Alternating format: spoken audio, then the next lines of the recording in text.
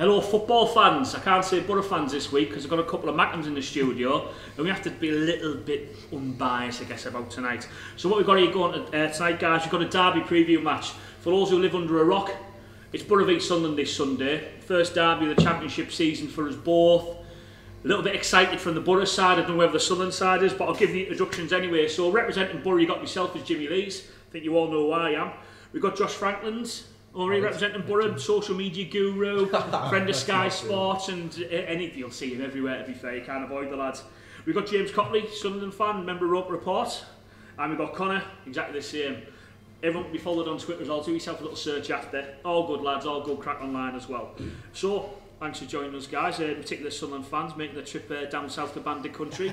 It's not often we get to Yorkshire, like, so it's nice. Get to Yorkshire? Well, if you like that, I don't mind calling us Yorkshire, mate. I'll take Yorkshire as well. Yeah, doing better with the cricket these days than Durham, aren't I? So I'll call myself Yorkshire now. Yeah, so. How was year 19?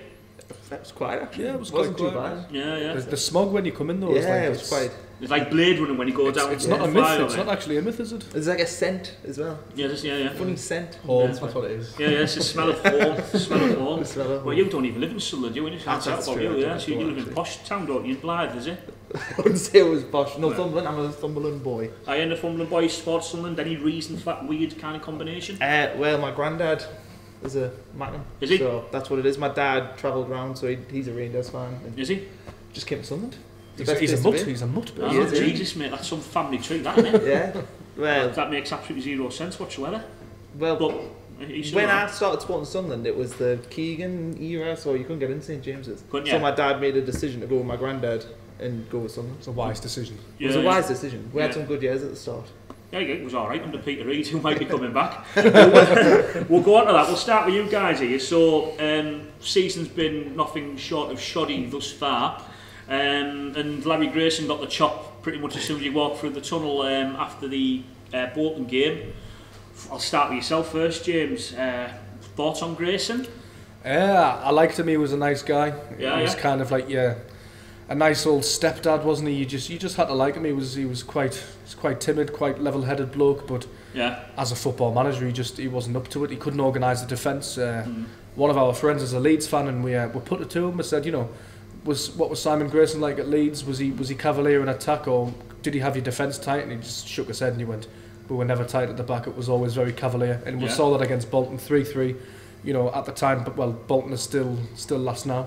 Yeah. They had only scored like 7 goals. And they're coming to the stadium light and scoring 3 against us. So I think the amount of goals we've shipped so far, he's got to go. I know, but I look at Sunderland over the last few years. He's still playing like John O'Shea. Like, there's an old saying, like, you can't polish a turd, but you can roll it in glitter. He might be our manager come next week. Well, that's one thing, his favourite, isn't he? Yeah, like, that'd be funny.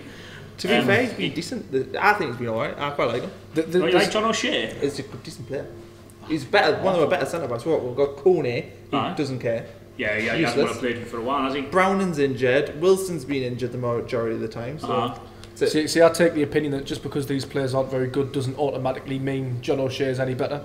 John O'Shea's a nice organiser. People like him because he waves his hands around a bit and he looks like he's telling the defence what to do. But is he really that good? Nah, he's just slightly better than the rest of them. He's a bit more experienced, which counts for something. He's got a nice touch. He's got a nice touch. Famous last words. Josh, we've had a few players like over the years, haven't you, where Boro fans are like them because they try hard and they put a tackling, but ultimately they're pretty shit. Yeah, there's plenty of those, especially in the Strachan era. Yeah, and I probably looked the last season, Mr. Daroon as well was one who Boro players seemed like, because he ran around a lot, but not much at the end, apart from scoring against Sunderland. Well, he scored last season against Seas last, didn't he? Good money for him as well, didn't you? We got brilliant money for him. Yeah, more than we paid, which is a bit of a weird one. Who did you sell him to? Back to the club. So we signed him for 9 million. Was it like 8.9 million? Wasn't it? About 12. Atlanta. Yeah, and we sold him back for a profit after he got relegated with us and was pretty pants.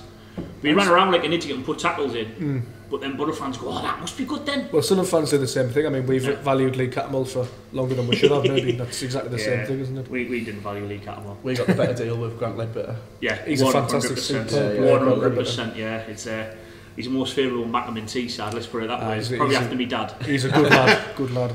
He's absolutely class for his Ledbetter. He's come back into the team recently. He's looked superb. He was linked with us in the summer. He was. His contract was up, wasn't it? Well, last season he was sort of out of the seat. And in hindsight, looking at it now, it was probably the wrong decision. He's came back and we've changed.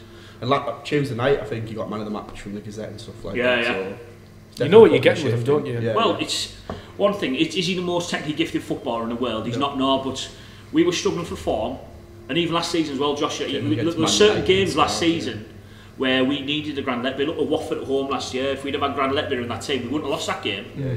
We would have pushed for a win, and you need that type of person in the middle of the park, and that's maybe where Cattermole might drive you guys on and stuff like that, but he's certainly no Grand Letby.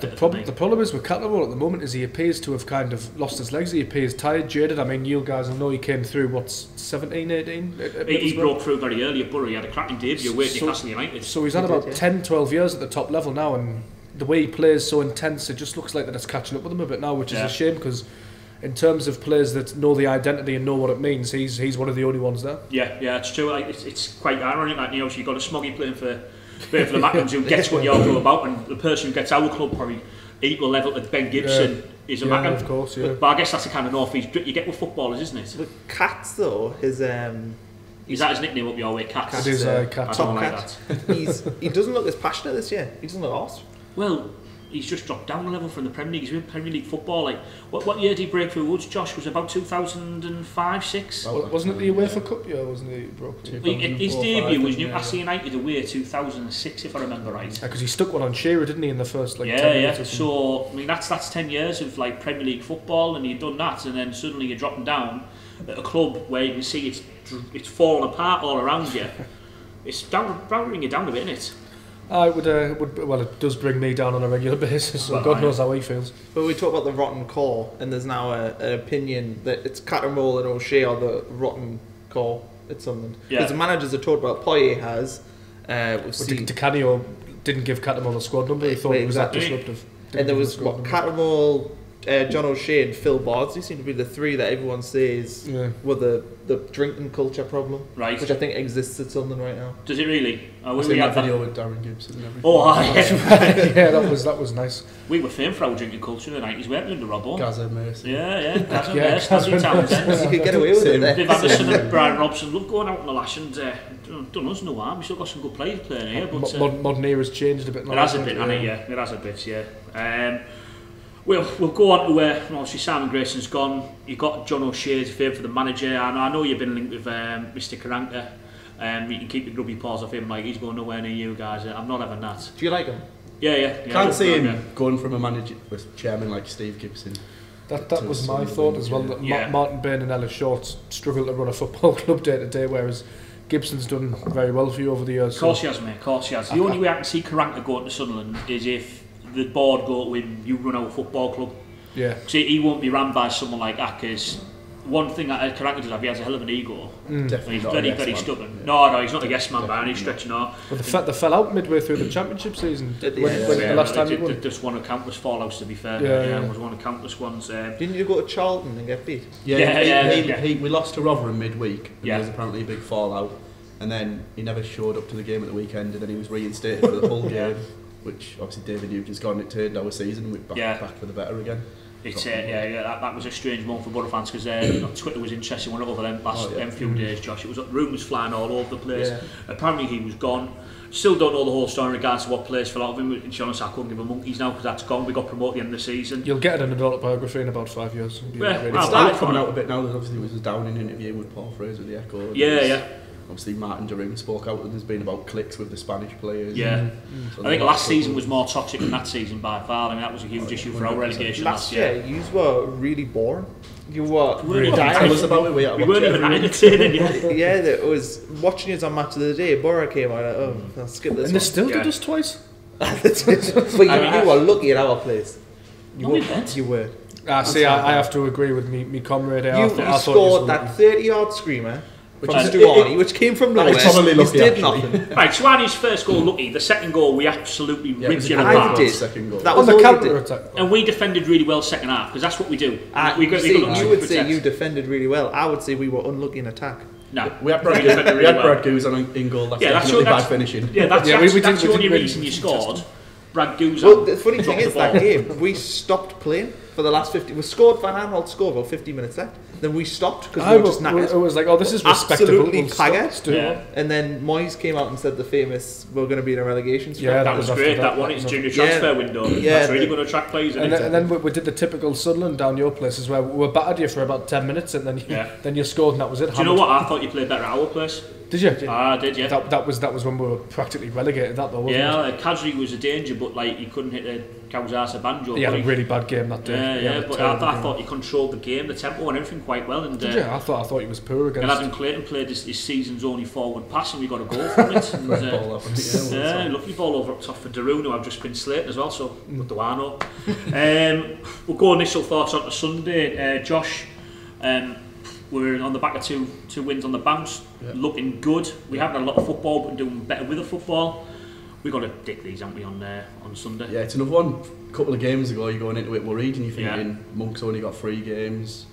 If he doesn't get a result from Reading and Hull, then you're starting to worry. But now we're going into it with loads of confidence. He's finally found his team, which everyone was questioning whether there was no consistency. And you're starting to have a bit of hope now that we can go into this one and win 3 or 4-0. But there's always the new manager thing, or the manager's being sacked, you start. It's Robbie Stockdale though, isn't it? I'm not too scared about him. Kevin Ball was in charge of me, what he like, but Robbie Stockdale, I don't think I'm going to be too worried about them on Sunday, mate. But yeah, Billy McKinley as well. Former Watford manager, he's with him. Yeah, for about Billy 10 McKinley. days. Billy McKinley. He did 2 games at Watford and got sacked. Oh, did he? Well, about 5 years ago. Great track record, yeah. It's like when Gareth Southgate appointed Malcolm Crosby's assistant. Like, oh, nice one, got sacked at Sunderland, happy days. He'll do for us, yeah. So yeah, you're confident for Sunday, Josh? Yeah, I think so. I'll give it 2-0 Boro probably. Happy days. Especially after the performance on Tuesday, if we can go like that again. Yeah. I think it was a really impressive team performance. Yeah. Like, there wasn't a standout individual, but no. you don't walk away thinking he was shit. There wasn't one player. Everyone impressed me really. Down got man the match on their BBC Tees and also through Boro Stats as well. Yeah. So it's good to see him back in the team. Yeah, I thought Down had a pretty good game. Obviously, he's came into the team and he's obviously got the experience. He was pinging a few nice passes around. Yeah. I'd personally give it to. I quite like Johnny Howson's performance, to be honest. Love Johnny Howson, mate. He's been slated a lot this season. We must be the only people who like him. Yeah, and honestly, he was quality. I thought he was quality on Tuesday. He's class bit. He's class better than Clayton anyway. He was putting tackles in left, right, and centre. And I loved was it. he? Yeah. Class. Just touched on Stuart Downland there, lads. Is that a player you remember doing well on loan for you? Yeah, a while back, he done alright, didn't he? We made him. Yeah, you made him. That's what 7 game stint. He's rejected us about 7 times since then as well.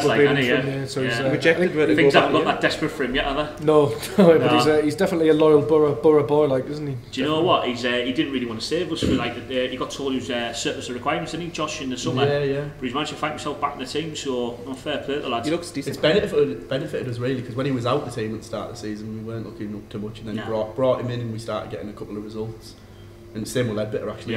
Proofs in the pudding, innit? Don't have to buy all these new players, you've got someone there already. Yeah. What's the point, James, you excited for Sunday? Worried? Not in the slightest. Not excited? You coming down? No, I'm not, unfortunately. Wise choice. I know. Well, see, once is enough in a week. Kind of sat here on Boro Fan TV, surrounded by all this Middlesbrough paraphernalia and stuff like that. Yeah, you could have brought a flag if you wanted to. I would quite like to be a peacock and put your feathers out and say Sunderland are going to do you, but the evidence at the moment, I just can't do it. I can't justify it. I'll just make myself look silly. I think Middlesbrough will win 2 or 3-0. I think. Do you think?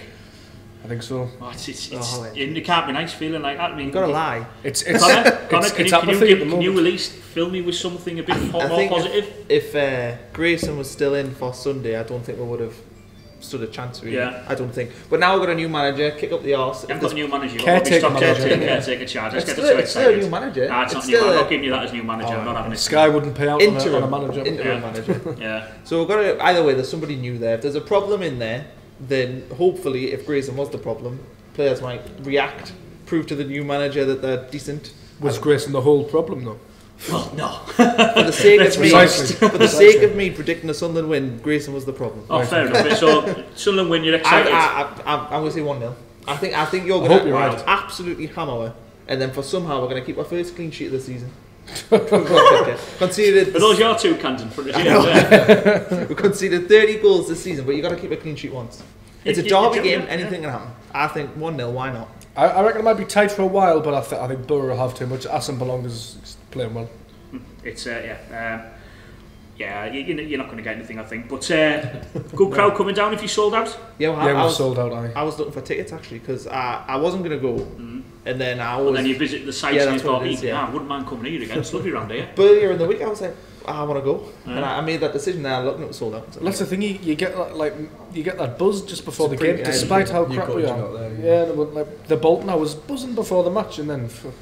Coming out of the game was a sorry picture compared to going in. I mean, I'll stop being nice after this point, lads, but all I want to say, and I'm sure Josh as a Boro fan will agree, is that you guys as a football club and fans in particular, you're a working class club, working class supporters, you've had a piss taken out of you for quite a while now. Oh, wow. It's never nice to see for any football club, and do you see anything in the future where eventually you guys will get bought out by an owner that actually gives them monkeys? And well, there was rumoured that the 3 German lads, the consortium, were there against strong Sunderland connection against Bolton. But Stefan Schwartz has been rumoured as kind of the go-between, kind of broker, and I don't know what's happening. That worked well with Al Quinn, didn't it? The old go-between with former player. Yeah, that it could work, but I don't know. I don't see the end result at the moment. I think if somebody was going to buy the club, they would have bought them when we were in the Premier League or top end of the Championship. But Ellis Short's at the half his asking price.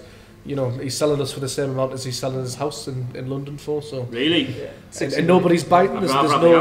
There's no queue of buyers. You know.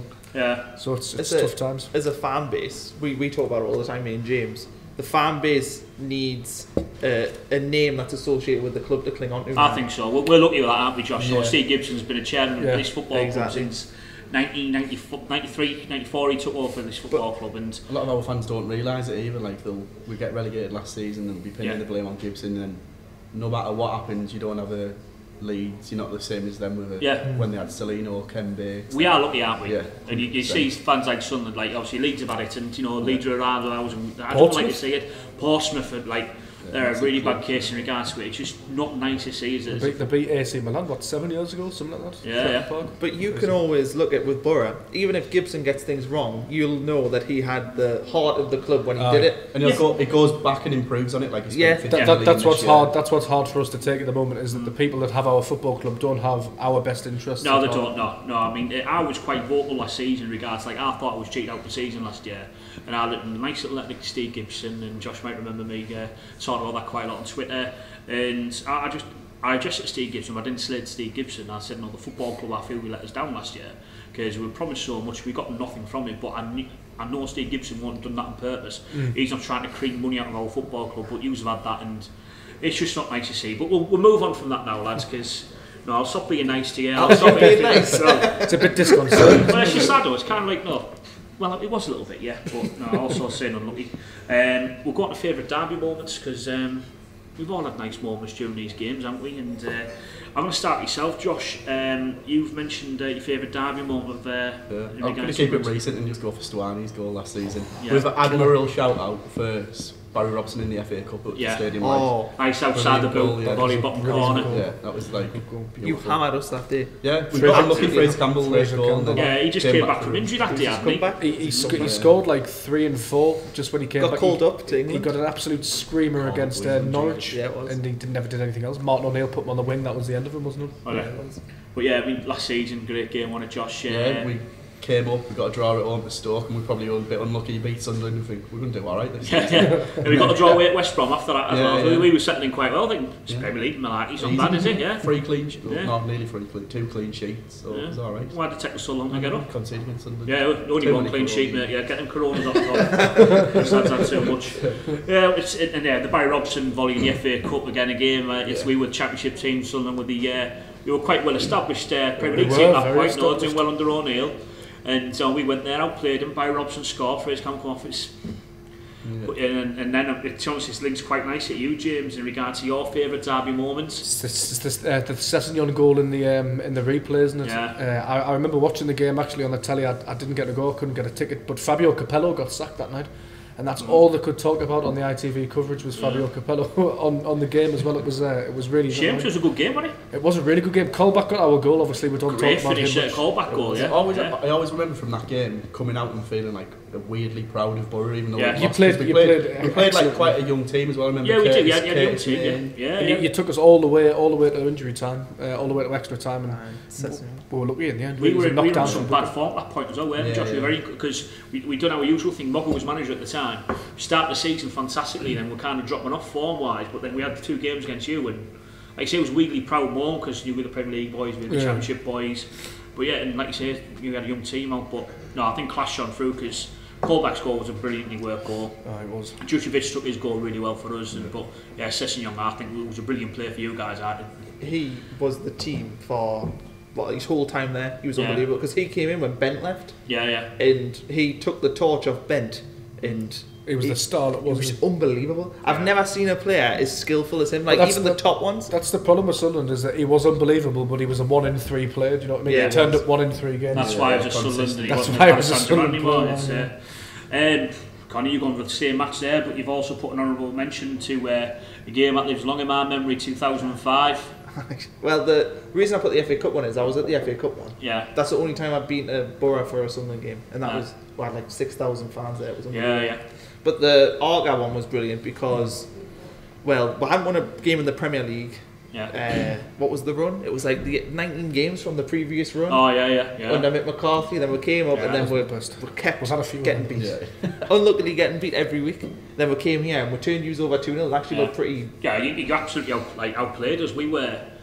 Our squad was starting to feel the burden, I think, of the UEFA Cup run. Yeah. Because we were having to play on Sundays and stuff then, and we had a brilliant squad, but it was.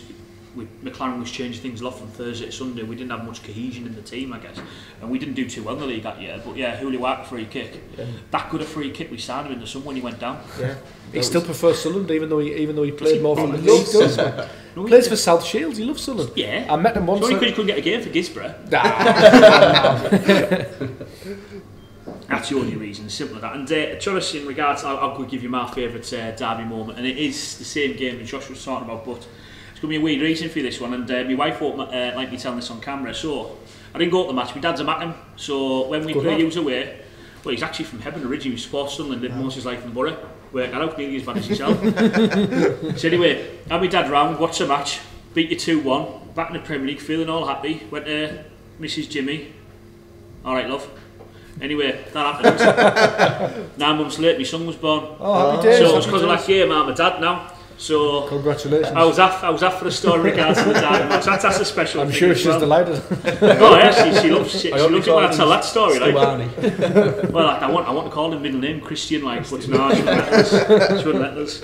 And I'm going to give an honourable mention as well to 1997. As soon as the stadium light opened, Emerson and Robbie Musto scored one of the scruffiest goals I've ever seen. Like, the ball got looped over by Paul Merson nicely, took a touch and somehow managed to get it through the goal. And Kevin Ball scored for you guys, but Emerson scored an absolute cracker that day.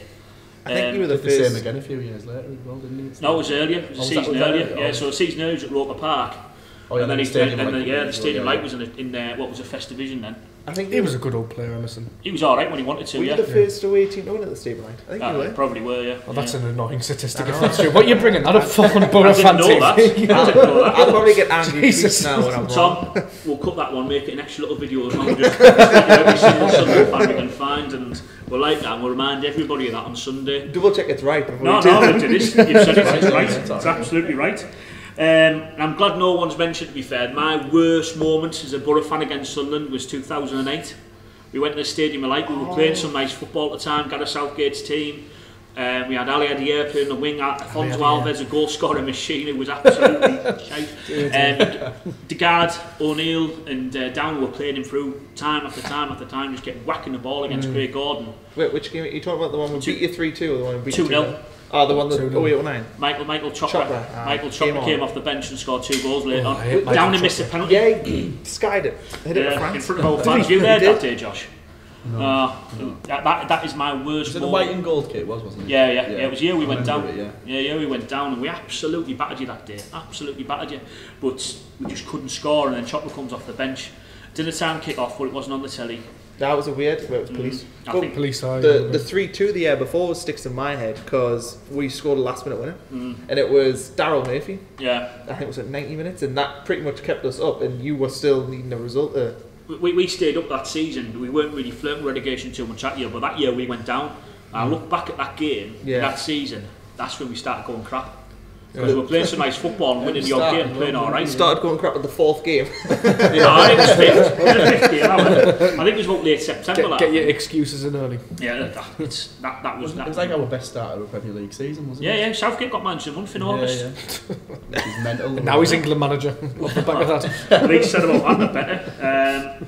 So, one thing I want to talk to you guys about here. So, we've done this as kind of like a derby match preview, and Sunderland is probably Boro's biggest rival, safe to say, isn't it, Josh? Yeah, it's a big question. Sunderland or Newcastle, I'd say Sunderland. Yeah, majority of Boro fans would say Sunderland. I'd say Newcastle myself because I don't mind Sunderland because of my dad. Right. But do you guys really class this as a derby for you? When they win. Yeah, when I was talking to Connor about this the other day. I see it as like, you know, that annoying little cousin you see at Christmas every now and again. Yeah. It's a bit like that because, you know, for Sunderland it's always Sunderland Newcastle. That's the big thing. Well, it's one of the biggest rivals in England, to be fair. Isn't it? And then you forget, and then Boro comes around, and you're like, oh. Shit, like I don't like them. I forgot I don't like them, and they really hate us as well. Like they really don't like us either. So you gotta get up for that as well. It's a case of mingling as well. Some of the Newcastle fans mingle a bit more because like the metros connect the two cities. People work in both. Whereas Middlesbrough's just a little bit. You never see any. But I think I know about three Boro fans. Like 5 now. 5 now. I think in a way it weirdly benefits us in a way because all our fans are up for it. The players are told it's a massive derby. They're pumped into them, and then the Sunderland are like. Yeah, I think we think we hate him, but it works to our benefit because we beat him the last 3 times we played him. Obviously, there was that McDonald goal in the League Cup as well. Yes. We've done well recently. I've blanked that one. I've said to me Middlesbrough supporting friends following a loss. Like, you know, I don't really care. You do. It hurts. Like, obviously, you take the piss out of them when you get the chance. Of course you do. That's the same with every club. Yeah, I do that with Leeds. Actually, I have the same sort of feelings towards Leeds. I really hate Leeds. Everyone hates Leeds. Everyone hates Leeds. Everyone hates Newcastle. Like. Newcastle, you're just the worst. Newcastle's can't put into words how much we really don't like them. I really don't. It's just the mentality of the fans as well. I'm from a Newcastle area, really, Northumberland, and growing up as a kid, they were Champions League, Bobby Robson, Kevin Keegan, all that. Keegan, it was a nightmare because we never used to beat them in the derbies ever, and then so I hate them that little bit more because of that because I just grew up with getting bullied about it. Well, there's a question. I'm going to go to the fan questions later on for the guys who contact us on Twitter and Facebook. But there's a question that I'm going to gather he's a Macklin fan. It's Martin Thompson at @half_biscuit. So nice Twitter name. And the question is, what is it like for you lot thinking it's a derby when we don't give a fuck? Do you want to answer that one? Like I said, it benefits us that if we win, we enjoy it, don't we? Yeah. Where we just said we mix. If we lose, we never see a Sunderland fan anyway, so it doesn't really matter. But to me, I love playing Sunderland. I always get myself up for it. Yeah.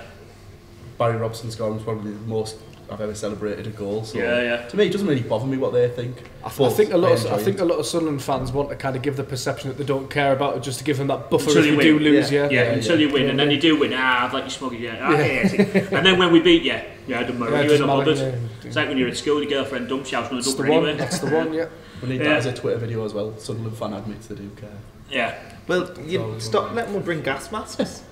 I know that was shit crap, to be honest. I thought that was Boro good. fans are always dressed up in smog suits. Because I thought that was good crap when you used to do that. When we came here in that FA Cup game we were talking about, they were searching to see if we had stuff like gas masks, and I was like, "Are you joking? Dangerous things, gas masks." You do need them when you come down here from time to time. Lads, I'm going to depress you again because I'm going to go over current form as well. What form? Well, there's a relative form here, just not good. I'll go over your last 6 games and we'll watch your wins at each point. Ipswich Town away, 5-2 defeat. Preston away, Simon Grayson's old club, 2-2 draw, not bad. Basically a win. Good draft, Sunderland. Yeah, good point that. Keeps you up. Sunderland 1, QPR 1 at home. QPR not in a decent bit of form at the moment. That was a bad result. That was one of the worst performances. Yeah, beat Wolves on last Saturday. 3-3 at Brentford. Well, we were 3-1 up. That needs an asterisk. That's a good result maybe, but not in this circumstances. It's really not. Yeah. Like at half time, I remember sitting in my front room and me and my brother are like, oh hey, this is the start. We've got Bristol City and Bolton coming up. Beat Brentford, beat Bristol City, beat Bolton, playoffs. Yeah. Like, simple as that. Yeah, simple as that. You remind me of a Newcastle United fan. Like this kind of like a little delusion, yeah. Deluded to think that we're going to get in the playoffs. Yeah, top 6 club now. That's a new low. Sorry man. Bristol City at home 2-1 defeat. And then Tuesday night, Sunderland 3, Bolton 3. I mean, there's one thing to say here is like, barring one game, it's certainly an over 2.5 goals bet on a Saturday, isn't it? For you guys, there's always goals. You can't be bored. We scored 20 now. We scored 20 in the league, and I think we've conceded 30 or 31. 30. We conceded 30, scored 20. So if we can tighten that defence up, there's something there. But we've scored the same amount as you. Alright. But you've conceded 17 less than us. Yeah, I think you've conceded 30. There's a little telling stat, isn't it? Yeah. But we've talked about this a bit. I think the new manager, right, this isn't a poison chalice job, like people are saying, because all you have to do is organise a defence. Because it can score goals. They've got goal scorers. They've got Graben, who's second top scorer in the league. McGeady's a good player. McManaman, Watmore. Johnny Williams is a good player. And I'm sorry, Lee Cattermole and Didier Ndong should be playing well at this level. Yeah. Tactics have been a massive problem so far because you've had Grayson who persisted with a midfield 2 with Cattermole and Ndong, neither of which could play in that system. Neither can play a forward pass. They can't pass the ball, which is you need to do in the middle of the park. Cattermole does like this thing he does. He picks up the ball off the centre back and then he tries to hit the left or right winger. Right. Yeah. And he's got about a 30% success rate of hitting it to them and a 70% success rate of hitting it out. Bless him, he tries because you get the ball and he'll look up and he'll try. And do you think that's why Clinton keeps going back to the keeper, Josh? Yeah, probably. So you can't do that. So yeah, I mean, it'll all be on the screen as well for you, everyone have a look at the results there. But no, it's entertaining. I mean, Josh, one thing we said as Boro fans last year, we didn't get entertained.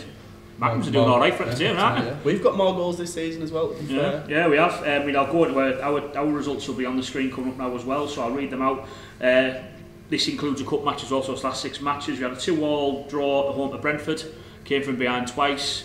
2-2 draw at Barnsley, came from behind twice.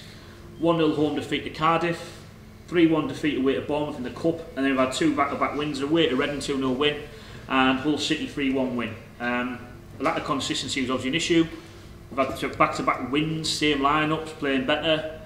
The pressure's off going to Sunday, isn't it? Yeah, 100%. Like, them draws were a bit of slow starts and inconsistency with team selections, not knowing what team is best to put out, and then he's, like I said, he seems like he's finally got his best team now. Yeah. And I wouldn't change anything going into that game because. Well, that's the next question, to be honest, Josh. We'll go straight to your lineup here, which will be coming up on the screen now as well. So you're keeping the same lineup, aren't you? And just for the guys who can't see, it starts with Randolph in goal.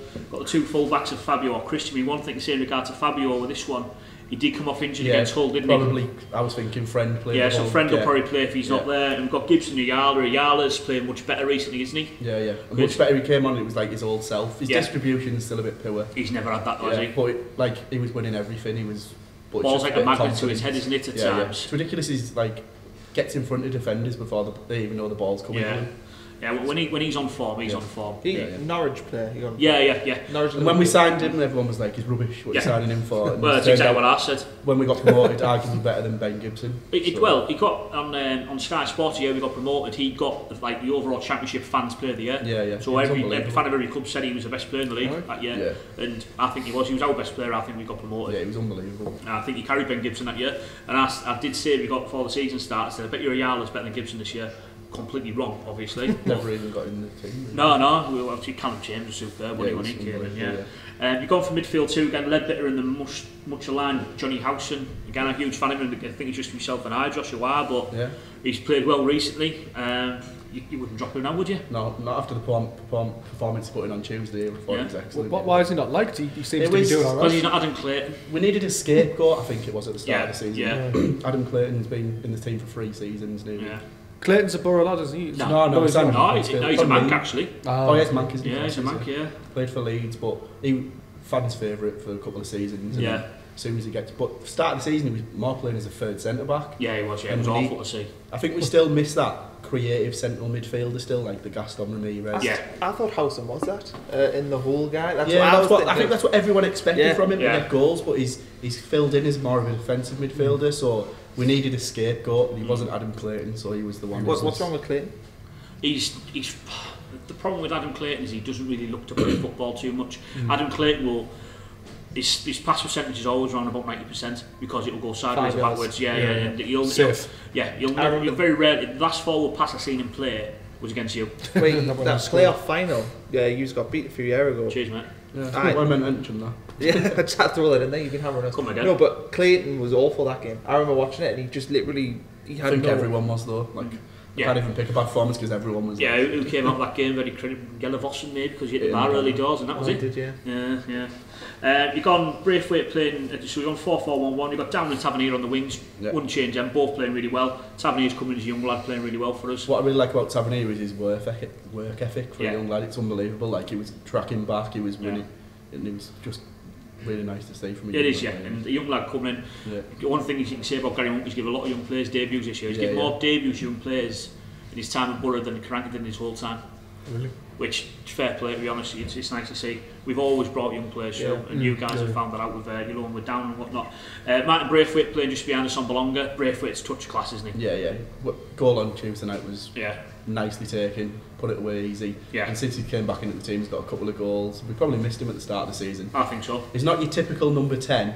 He's not going to create, but he links up nicely with us. What he'll do, he'll come close to centre forward with other number 10s. It's a bit like Gelavossen and Bamford, really. Yeah, that's exactly what I was playing saying. Really close to him, but he's not your stereotypical number 10 who's going to create, which I still think we're missing, but he's going to get you a few goals. Yes, very true. James, I've got your team currently next. Looks like a 4-3-3 you've gone for, is it? Yeah, kind of with the wingers a bit deeper. Yeah. So you've gone Roker in goal. Yeah. Don't like Jason Steele? No, I can't stand Jason Steele. I think he's useless. And Reuter's not much better, by the way, but he's slightly more competent. Less useless. Slightly more competent. Funnily enough, Steele got Championship Keeper of the Month. Yeah, I seen you tweet that out. Is it? Who got it? Did he? It was a weird one to let Steele go at the time when he left Boro. I don't think a lot of fans thought.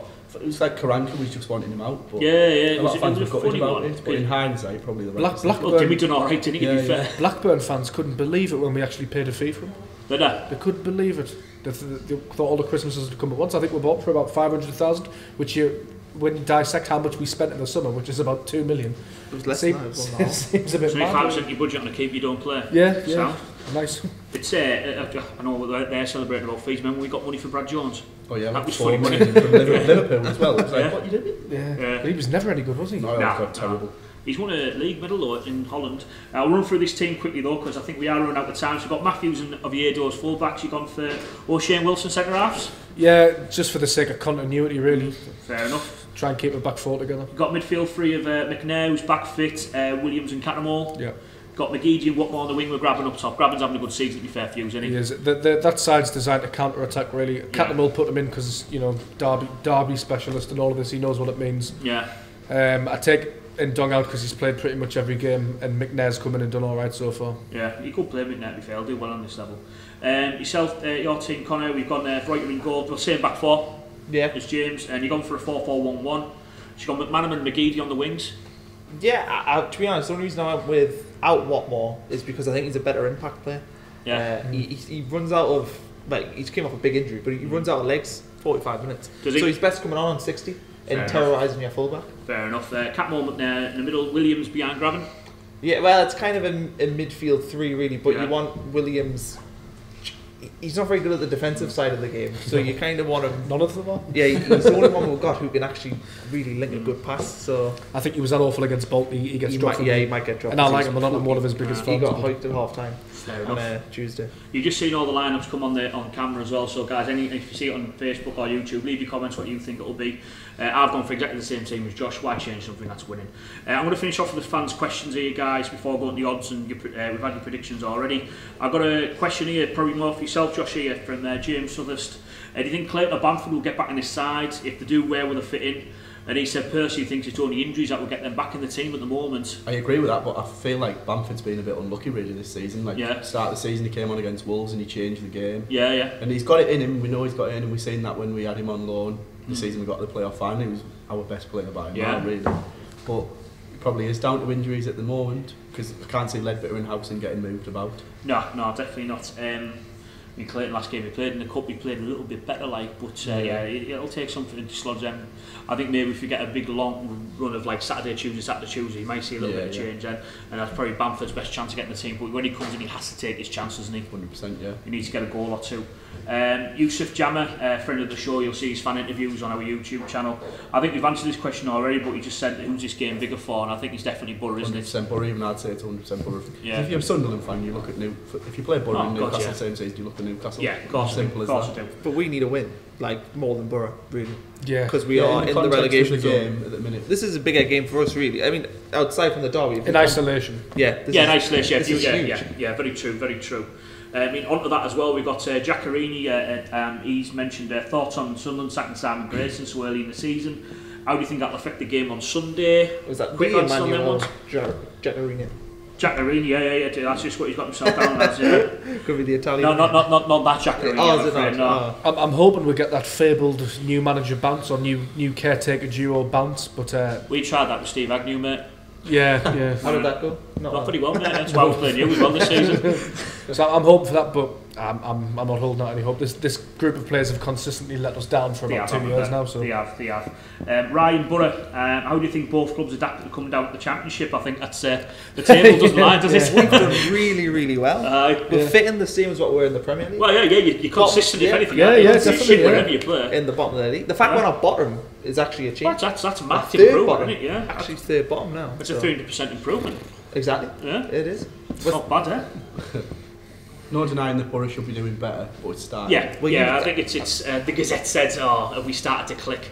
I think it's a little bit early to say so, but we might have done. We might have done. We'll find out Sunday. If we win Sunday, 3 wins on the bounce, 9 points. Hope we score a few goals. It's nice to be around excited fans, isn't it? Because one thing I will say, if I wanted to be a bit negative, was both games have been away from home. They've suited us better. We're really good on the counter attack. Yeah. At home, do we really have that penetrative instinct? You're going to be expected to play as well, sure. Yeah, that's what lets us down. We need to play, we need to excite the fans. But away from home, we had less ball possession, we were good on the counter attack, so maybe it might play in your favour. We haven't lost in our last 2 away games, so really that would form suggest, side coming but we're definitely the form side coming at this one. Oh, 100%. Yeah. Which I'm saying, if you think about the home form, away form, you are actually the form side. Yeah, well, we've won an away game as well. We've won one away game. Yeah. Oh, well done. 2 away cup games as well. Oh, geez, on fire. To Carlisle and it was Bury. What a win. On fire. Absolutely on fire. I'm shitting myself now. Play the next season. All in August, like. Do you want the odds? The odds, so Boro 5 to 7 favourites. Draws 29 to 10. It's nearly 3 to 1. You guys are 5 to 1. Are we really? That's worth a cheeky fiver. That is worth a cheeky fiver. Well, it shows if my calculations are right, if you put fiver on someone to 5 to 1, you'll win absolutely now. So it's not my corner, is it? Right, we'll finish. Pick one predictions, Josh. Final prediction. 2-0. James. 1-1. Sorry, 1-0 Boro.